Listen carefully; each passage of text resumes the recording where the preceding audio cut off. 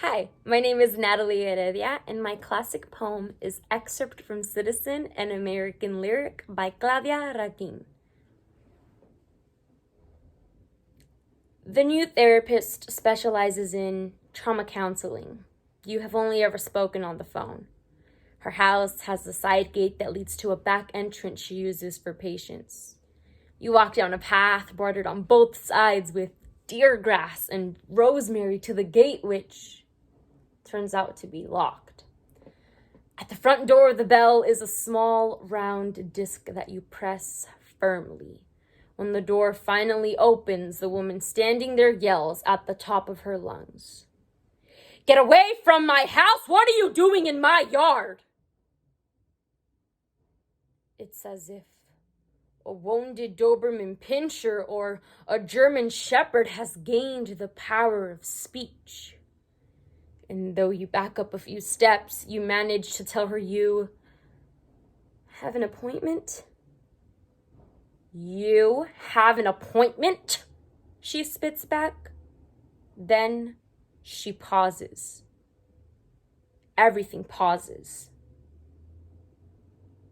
"Oh," she says, followed by, "Oh yes, that's right, I am sorry. I am so sorry.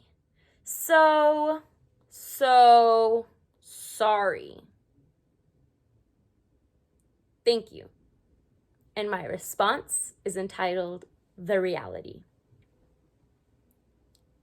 Sometimes I wonder what it's like to be privileged. So I crawl into the ivory section of my mind with the words "dirty white lies" written at the entrance. In that alternate universe, I live in a blue house with a small yet elegant porch with a marble table set and a silver mailbox. I walk into my house filled with the scent of fresh lasagna and my mom's new lavender and honey candle filling the room. When I'm done eating, my private tutor comes to help me with my pre-calc homework. Then, after 26 problems of how to use trig functions, I walk to the second floor bathroom and shower. When I'm out, I blow dry my blonde hair and rest my head to sleep in my own bed in my own room. Then and only then am I awakened by "La negra tiene tumbao," coming from the living room of my 900 square foot apartment. I walk out of the one bedroom we have and see my mother brooming to the rhythms of Celia Cruz. On the table, I see stale Honey Nut Cheerios, my dinner for the third night in a row.